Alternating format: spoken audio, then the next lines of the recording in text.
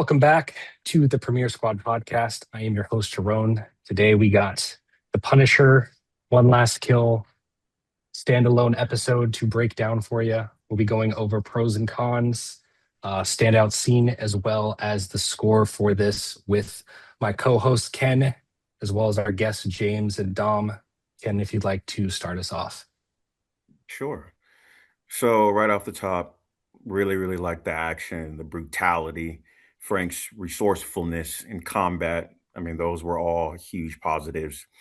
I think it's important to Mhm. remember too, like Matt and Frank fought twice. Well, technically three times, but the third time was more like a scuffle. But they fought twice in season two of the Netflix show, and a lot of people feel like Frank 2 0'd him there. So it's just good to see how much of a beast like Frank was. I think they said the tally was 100. He killed 100 people. Favorite scene, so it's a Punisher special. So I have to go with the craziest kill, and it's got to be the pen scene. Um, you know, you're talking about like a surgeon serial killer type kill there, and I don't think that he's done anything like that, at least on screen. So that's definitely Mhm. like the best kill. He had a lot of crazy kills, but that one was, I'd say, the craziest. Getting into a few cons, just comparing this special to the holiday special to Werewolf by Night. I prefer those more. Those just seem like they had more plot and just more there. Mhm. And again, I get it. Punisher's all you really need is just him killing people. I get that, but this still seemed like very razor thin. So I'd probably say that was a negative. Obviously, there's the horrible VFX shot that I know that's been all over social media, so I won't hit on that too hard. But I think, like for me, again, someone that watched season one, season two, and Born Again, or forgive me, season one and season two of The Punisher, a lot of this felt like rehashed material. Again, like, and I understand Yeah. PTSD is a reoccurring battle, one that can hit you at any moment, and I definitely understand that. But for them to make it essentially all of the show up until the action, again, felt just stale, Yeah. like I've been saying. And another minor nitpick with the action, I never felt like Frank was in any danger, and that's okay. I mean, this is the Punisher. Like I said, he 2-0'd Matt. But I was hoping more for like a big bad, and I get, I think like the guy that he cut up like a surgeon was like supposed to be like the big bad, like the physically, but I don't The know if we could elite. have. Yeah, I don't know if we could have had like that final fight be metahuman, just something to where we could really see Frank take down something as the underdog. Because again, even though he never had a Give him a weapon and feat. he always took Yes. someone else's weapon, he never felt like the Yeah. underdog. And I love that for 90% of the action. But again, when you get to the end, you just would hope for him to get challenged a little bit more. But it's Yeah. a minor nitpick. Yeah, so I think those are my thoughts. Again, the action was good, very well choreographed, but I still felt like it just, I don't know, it just seemed there wasn't enough. There just wasn't enough, like enough meat on the bones on this one for me. So I would score it Mhm. under the Guardians Christmas special and like Werewolf by Night. So I'd probably I'll give it a 6.9 just because the action was, I felt like top notch and it did the Punisher right. So yeah, those are my thoughts. I appreciate it, Ken. James, on over to you. What are your thoughts on One Last Kill? I echo a lot of things that Ken had said, so I'll try to bring up a couple different points. A lot of the representation of the Punisher in this really seems like they're treating him like he's just a rabid wild animal. And that's something Mhm. for me growing up and reading the Ennis Punisher Max series. The Punisher is he's not punishing out of just rage bait, if that makes sense. He's not Yeah. just Yeah. angry and I'm running into the forest screaming and yelling and freaking, killing everybody I see. But I get the vision that they're going for. So in order to just keep it on the special so that I can talk about the Punisher. What they're going for works within what they built in the Punisher that's on Daredevil and Punisher season 1 and 2 and what they've continued on. This special, what it needed to do was give us an excuse to take that Punisher and have him essentially level up as a character to fit into the world with these other heroes, as we know where he's going to be showing up next in Spider-Man. into So the this MCU. special Yeah. was a really good transition piece. Now, I agree with Ken with a lot of the paper thin plot, a lot of, you're great, but like the action is very solid. I get that. I personally think that the Punisher was probably done the best in the Thomas Jane version or the Ray Stevenson one. Two very different Punishers, but more comic accurate. Because, like I was saying before with my earlier point, the Punisher is Mhm. like a calculating guy. He's somebody that sits. Remember he was a Green Beret. He's been in war, and yes, he's traumatized by it, but also he's got the survival instinct. The way that they showcase the survival instinct in these Netflix ones and this Disney iteration is that he's more, like I said before, an animal. He's really treated more like Wolverine than the Punisher in this. Yeah. I see that. And for me, I prefer Punisher to be kind of calculating, laying traps, setting, because he's mortal, he's a man. And this is somebody, remember, that has to have that kind of stoic stature that, call me crazy, but it needs to sort of have the essence that Captain America has, but in a kind of sick, twisted, inverted way. Because if you know, in the comics, he will never, it's happened multiple times where whenever he gets into a confrontation with Captain America, he will not fight against, no I've matter talked about what it. Yeah.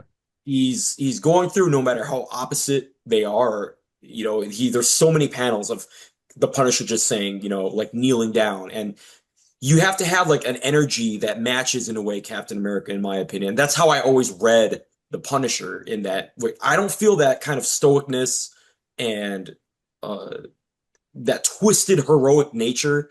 That I don't feel that with Yeah. this Frank Castle. He really is just it's just not working for me. PTSD and aggression. Yeah, yeah. Which totally, it's hitting with the audiences. Everybody loves it, or mostly most people really like it. And for me, taking my personal thoughts out of it, from what I think the Punisher needs to be, this fits in with this Disney Hmm. thing that they're going with. Favorite scene? I don't know if I have one. Maybe when he is on the balcony and shotguns the person in the head from above, and then jumps down and lands on their body to kind of break the fall. That was kind of cool. I'd probably go Hmm. like a 5 out of 10 for this.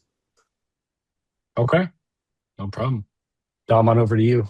How you feeling about this? Yeah, thank you. Just to kind of, reiterate or address some of the points that, James made. I think the reason, and I kind of agree with him, that I do like to see Frank be more calculated for sure. The reason why I don't think he is in this is because it's clear that he is an extremely just broken man, who is, seeing people and, having people in his head. And so they're really trying to play to that Hmm. side of him. There were moments in his Netflix show where he was calculated. And I agree that I like to see that character be more calculated in that way as well. And I think maybe towards the end of this special, he is going to be returning to that. So we shall see. Yeah. Uh, the John Bernthal's performance, acting wise, was incredible. So really, really shout out to him. He plays just a really good broken man really well, and it comes Yeah. off on scene really good. The fight scenes are just god tier brutal for the MCU. Just some of their best work for sure. Some of the Frank kills are absolutely horrific. I love it. I'm here for it. It was awesome. Glad that it got the TV MA. We don't see a lot of MCU projects that get that ranking. Hmm. And I just love how long it went on too. The whole kill scenes, from it was nearly like a 20-minute sequence of events. It was crazy. Just wave after wave of enemies, and Frank just racking up the kills. I really like the realism as well in the fight scenes, the way that Frank blocks and counters attacks, as well as the way he's Hmm. handling all the weapons. How he has to make sure he's got enough bullets in there, make sure the safety's not on, recocking them, and how the weapons actually ran out of ammo. It wasn't campy in that way, so that was good. Very realistic on the just entirety of the fight scenes. So those are kind of my pros, is the acting and the fighting scenes for sure. Mm-hmm. I'm going to get into some of my cons. One of the cons that I have is I'm just not really sure, kind of how Ken said, it does feel like a rehash. It feels like they've changed the storyline in which his kids are, murdered, or his family is murdered. It seems like they've changed that several times, and they keep rehashing that several times. And I'm just not sure how we're supposed to believe how he goes from helping Matt against Fisk, getting locked up, then actively breaking himself out, to just abandoning that cause and going back to that, PTSD moment. There just seems to be a little bit of a disconnect there. So I'm not really sure what the point of the one shot was. I don't think it answered the question as to why he abandoned Matt's cause. He didn't really bring it up. He didn't talk about it. I also didn't explain why. It didn't explain or help set up why he will be in Spider-Man, in my opinion. I would have just liked to seen maybe a post-credit scene or something that is going to connect him a little more to the plot of that movie, why he's in it, all of that stuff, And speaking of Spider-Man, I just don't know. I get it, budget and all that stuff, and getting him to be in these things is difficult. But I just don't know how much crime all over the city we are supposed to be okay with Spider-Man not showing up and keeping the city in check. This was taking place in Queens. This is Spider-Man's neighborhood. And I just never seen it, even during the Daredevil, Born Again shows. I never saw it look this bad in the city. It looked like a war zone in the middle of Queens all the time. There are cop cars on fire. There are thugs running around just robbing and looting and bashing random civilians and throwing dogs into trucks for them to be murdered.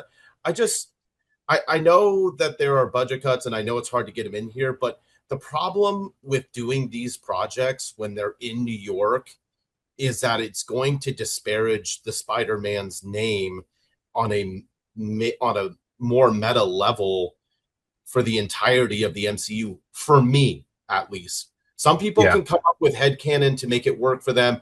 Oh, he's in another borough. There's so much going on. He's doing something else. It just doesn't really work for me, that type of headcanon. And it's starting to make me feel disappointed in the character, in his non-appearance of all of this stuff going down in his city, and particularly his borough of Queens. So that's just a real negative for me. I just, especially when he's going to be in a movie with Frank, we couldn't have maybe shot this when they shot the movie to get him in here somehow. Just, I don't know. Am I asking too much? Maybe. Some way to bridge the two. Yeah. Just so many different ways to do that. And none of it was taken into consideration. Yeah, so I just think that's a little bit of a problem. My favorite scene for me was definitely when Frank saved the family in the deli, which did include Ken's favorite scene for sure at the end there. But just that entire sequence I thought was really good. So I mean, overall, it was fine. The fighting scenes and the acting really bring this score up, because it could have been the lowest project if it was missing those types of elements. I'm just going to give it a 7. It's an average. It's a C, perfect 70, and we'll just move on. Yeah. Dom, can I ask a question? Because I'm with you too. I mean, that was like lawlessness. Yeah, completeness. Lawlessness. And again, this show does not do a good job with any type of plot. Are we led to believe that some of this is over exaggerated and heightened because it's Frank's interpretation? For it to be that crazy seemed a bit unrealistic. And Frank is a crazy dude. Yeah. Like, does that help at all? Like with it just seemed to me, it seemed a bit like but they have to show us, just like when a character. Yeah, no, but anytime they showed something like that, the character would disappear, so the audience knows it's his world. So to do all of that section and not give us some, like, okay, this is all in his mind, would have been better. Like he only killed 10 people instead of 100. I just don't know if some parts of it I think can would have been be good. just in his head, like he's only visualizing the city in that way because his head is a war zone. I don't know if it works that way unless it all is in his head, because he goes on this violent killing spree, which kind of seems to match what's going on in the city. So unless it's all in his head, I just don't think that works for me. That's fair. Yeah, because, and again, like razor thin plot, so we're not getting anything out of this. But I think it can be implied that that family that he killed had very little to do with like the killing of his family. Because in season 1, episode 1, Frank kills everyone that had to do with this, with the killing of his family. So it seemed in this that while, yeah, there was chaos and there were minor reasons to be the Punisher and punish people, it seemed like he really was looking for, again, small things to justify it, whereas like maybe things weren't as extreme. Because I think you could even make the argument because he killed that family that also played a part in the town or the borough being that specific space being on fire because it was a power vacuum. 100% because of that. Yeah. Right. Yeah. Okay. Thank you. Okay. Yeah, but yeah, you're right. I don't want to really defend the plot. So, Jerome, I'll let you go now. Appreciate it. Over to me.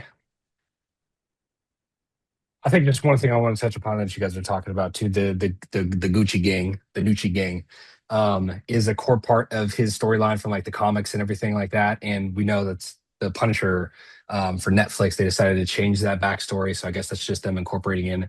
Because I just have a question written down for us to ponder on while I'm going over my side of it. But is this just here for like non-Punisher viewers from the Netflix show to kind of give us something of him as he goes into Spider-Man? And is that what the intended purpose of it was? But we can kind of ponder on that. One thing, I don't know, this isn't a pro or con or anything, but just the first thing that stuck out is when he first starts going after everybody, he takes a baseball bat in the room across from his, and he throws it and it misses. And I was just like, after everything I've seen in Daredevil Born Again season 2, I have not seen any sort of weapon or a projectile or anything miss. And I was just like, whoa, what happened? It's so funny that I'm so connected to with every single surface that Bullseye and Daredevil bounced something off of, that it just stuck out like a sore thumb when he just missed the baseball bat and he like went over the guy's head. So I thought that was just hilarious. One of the small things that I give to this is every time transitioning from like kill to kill, I felt like he did an amazing job moving with a gun that felt very like militaristic, like his training had kicked in. So it's a small thing for me, but I really appreciated that.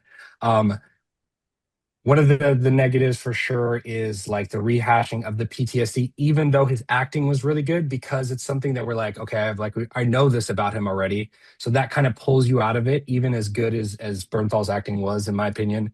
But I also do feel like when they played certain effects and the music in those scenes were really good, that helped amplify it better outside of the content of those scenes at the grave and inside his room with his former colleagues from the military. But then for me, like a lot of cons came in. The biggest one to me was like the little girl, after experiencing the most like traumatic thing in her life, just kind of like smiles and gives him like the rose, like no tears on her face or anything like that. Like this is a child that just had her dad's getting beaten down. She's cowering in a corner. She just watched one dude take a pen that she's probably used to write cursive that day for her class and just stabbed another dude 22 times with it and watched him die. And she's just like, okay, I'm just going to move on with my day. And let me just, organize my thoughts to be able to hand you an award, sir. Like, I appreciate you. Just a big smile on her face. So that was a little off-putting to me. And then like the whole dramatic but not logical kills, I feel like there was a good amount of gunplay in the proper use of ammo for a lot of it, like Dom had spoken of. There was one, I think the first time he had the AK-47, not the submachine gun, the one after that. I felt like those rounds kind of went on for a while. That clip went on for a while. And then like, I don't know, certain thugs, like I feel like are mindlessly like charging him down a long hallway when all they have is like a knife. And they're just charging down like 57 feet to try and get like in range to kill somebody that has a gun. So like one of the things that kind of like Kenan touched upon in terms of what they do with the last villain, um, the last adversary, making him a challenge for Punisher, I felt like could have been echoed throughout in the creativity of the kills that he has really amplifies his character and his feats for us. So as an overall thing, to see him overcome, see him hit some super critical shots and stuff like that, where they key in on uh a very small like window or something like that. I know there's a couple times where he shot somebody, I think that was holding somebody else hostage, but really keying in to slow down those moments to give us impact adds to who he's going to be and his level of um, skill with weapons going into Spider-Man. So I felt like they just kind of just gave him a bunch of kills, but more it was I wanted to see more from those, more impact moments than just a bunch of dead bodies lying around. The standout scene for me, because I don't really enjoy this special too much, um, was when he was first before he fights the last buff tatted dude. He's taking out a couple of them, and then he pushes like a bread cart into a dude, and the dude stabs himself in the chest. Like I don't know, that's like as bad as a death as you could possibly have. You don't even get to fight the guy; you stab yourself with your own knife. So for whatever reason, that was my standout scene for that as like a like that's rough for him. Score, it's funny, echo on Ken's score of a 6.9. I felt like it was decent and the action was good, but it because we're rehashing and there's nothing new there, like it can't be good for me, which is what a 7 is in my terms. um but yeah, with that, how do we feel about, like, we talked about the transition, but is this supposed to be, is this placed just as to introduce non-Punisher fans or people who didn't watch the Netflix show to him before he goes into Spider-Man? I think it's possible. I think what they could be setting up is that he reacts well to children in need. Perhaps there is a setup there with him protecting Jean Grey, as some of the rumors like to go. I don't know what Sadie Sink is playing, but perhaps there is Mm-hmm. some kind of setup there. But I don't know. It's Yeah, that's right. possible. Yeah, I think it might be like a business move in terms of having this on Disney Plus for people to get them acclimated with the character. And then once that new Mm-hmm. movie comes out, you don't have 2 seasons to catch up on. Now you have this one and done, you hit that up, and then boom, you're into it. But I was gonna ask you guys, what do you think? What's your favorite Punisher iteration? Because I don't know if you guys have seen, like, we have Dolph Lundgren in the 80s, we had Thomas Jane in 2004, Ray Stevenson from the 2007 one, and then now there's Mm-hmm. this one. So we have a good amount of Punisher uh, interpretations, we can say. So I was just curious to Yeah. see if you guys have any favorites for them, because very vastly different types of Punisher, like the actors playing him. So it'd be cool to see, like, what you guys think your iteration of the Punisher is, or most fits with which actor.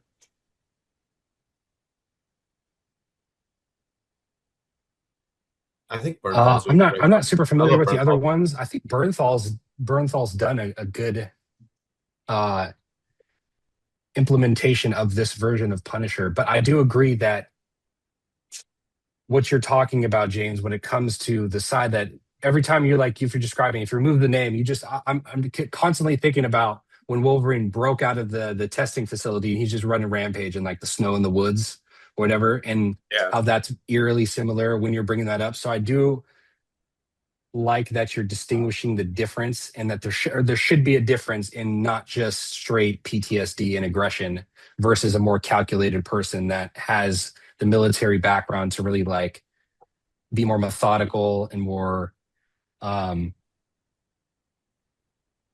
well planned with his kills. I really liked Ray Steve. Well, I probably would say I'd like Ray Stevenson's iteration the most of the live action portrayals. Um, but it was very much the duty of Punisher just, for like the 2 hours, whereas Bernthal's is 2 seasons plus multiple episodes. I also really liked Mhm. how he was portrayed in the animated series. The movie. Very much like because not Logan-esque, but closer to Butcher. And I liked that for him Mm. more than some of this now. But in that same breath, I mean, like John Berthal is like a movie star. He's going to be in the Odyssey, like a Christopher Nolan film. He's literally going to be standing next to the mascot for superheroes. So like he's of course like a big deal too. So I'm excited to see him get to portray that, like some of those attributes I think that we're talking about more in the Spider-Man show, when that's all he's going to have to do instead of like carrying that. Because Jerome, to answer like your earlier question, I think they just Mhm. gave Bernthal this because so he could be Yeah. in the Spider-Man and so he could like appear in some of these other projects. That probably was a part of Yeah. Bernthal's ask. Hey, like, can I get a special to just do what I do best? Because in the special, like we're saying, it really plays to what Bernthal does, not necessarily like what Punisher does, to James's point, but what Bernthal does. So I'm excited to see again, hopefully, like Bernthal get to do some more of Yeah. like actual, some of the other important Punisher characteristics. But James, to answer your question, I really liked Ray Stevenson, but I would for live action, but I would still go with the animated interpretation Is that because the Punisher and Black Widow movie? You're talking yeah, about that one? Yeah. yeah. I mean, I'm not a hardcore Punisher fan like you, but I think they got a lot of like, Yeah, I agree. yeah. Yep. Like I guess question for the team. Definitely like some gruesome brutality at its finest. Do we consider the pen kill the most brutal kill we've seen in the MCU? Again, Fisk crushed someone's skull last year. That was pretty crazy. Wade's done some crazy kills to like those TVA agents, but what's everyone's, most I don't want to say gruesome, but just brutality at its finest kill? Didn't Fisk in I think. season one of Daredevil like smash somebody's head with the car door? I really like that. Mhm. Like, it just felt more real and grounded because we had never seen brutality like that in the MCU. And I'm including Mhm. the Netflix shows in that. But anyway, that's my answer out there. Yeah, I think I the think. fist Go kills ahead. are definitely a little bit more brutal, just because he's not using any weapons at all. He's not even using a pen. He's just Yep. like squishing a guy's heads like a zit, or like how James said with the car door. I think those are going to be slightly more brutal than the pen kill. The pen kill's up there though. Um, I think outside some of the Fisk moments, I think it's up there with some of the brutality in like that you see from Deadpool for sure. I don't know Yeah. if we've I mean, ever seen Deadpool in used a MCU refrigerator door, I someone think. just stab someone like, what was that, maybe 10 times. I don't know if we've ever seen that in the MCU. That is pretty gnarly for sure. Yeah. Wait, so hold on, Dom. You're going with that kill over Kingpin's head crushing kill. No, no, no, no. I would take Kingpin's kills over. Same thing. I'll put him over Deadpool kills though. Yeah, so I'll put him out. I'll put him top five. Top three. I mean, you bring in the police commissioner, they're underground in front of literally the entire police force, and you crush his head. Because it's not often where I feel bad for someone and how they're going out. Because again, like a lot of the times, these characters are just mowing through like brainless zombie-like characters. That's what it feels like. I felt bad for the dude that Frank cut up. I was sick to my stomach for the police commissioner to go out that way. Like, Fisk Yeah. is it's not like he has weapons. It's not like they're getting ready to, just like blow your brains out. Fisk like literally just starts like crushing your head. Like you Applying feel his pressure. hands on the side of your head. And then, well, yeah, and I didn't have to experience it. So You didn't feel bad for And the then doctor? I think getting your skull crushed. I think you deserve that, Yeah, that's pretty. Yeah. doctor. Probably quicker than the doctor though. Doctor. Oh man. True. Yeah. I think for me, so I'm not sure. I would have to go back and look at like the Deadpool ones to give an accurate comparison. I just feel like when I watched him take the pen, when I watched Punisher take the pen and start stabbing him, I thought it was cool, but I didn't have that the inkling like, oh, this is the craziest thing I've seen um in the MC. Yeah, I mean it's up there. I mean, you're talking about obviously averages, because it's a mature rated instead of PG-13 like all the movies are, outside of So many of the those stand the projects. R-rated ones. Um, so I just didn't have that feeling that I thought it was as gruesome as you guys are talking about. So that's kind of why I what sits in my head is it probably isn't for me, but I have to go back and look. You got to check your turn away meter. How Um, far did you turn away when Fist smashed the head versus how far did you turn away when he was stabbing it with the pen? it's like interesting too because I don't know. It's not a kill, when you're talking about because I think about like Wolverine versus Wade inside the van, and that's not a kill, but that starts getting on the level of like gruesome. But he gets to regenerate and stuff, so it's there's a It's lot of different. factors in there that Yeah. could like maybe not be a part of the same conversation. But yeah, I think that's the really good question. Go ahead. Because I really agree with Dom's point because Wade and Logan are killing, but they're essentially immortal. And so they can kill much cleaner Yeah. and they can just straight run through everyone. Like Frank actually has to really like get his hands dirty. But Fist really got his hands dirty. Like, Frank Hmm. still used the pen, like Fist literally with his bare. Again, Fist was just an animal. He was out of control in that show. So yeah, I got him for sure. And at the end of the day, Wade's like killing people, but it's like a joke. Him and Logan killed 50 Deadpools with Madonna playing. It's just not. It's just a different feeling. So yeah. Yeah. Yeah. There's that comedy side to it. But I feel like that is definitely a good question for our viewers in terms of where does Punisher's kill with the ballpoint pen from probably not Inkjoy, but another brand. Where does it rank in terms of how visceral you guys have seen kills from the MCU within the whole movie universe? And besides that, if you'd like to continue supporting us, please consider liking the video and subscribing and catch us in the next one as we will be going over the penultimate episode of The Boys. Appreciate you.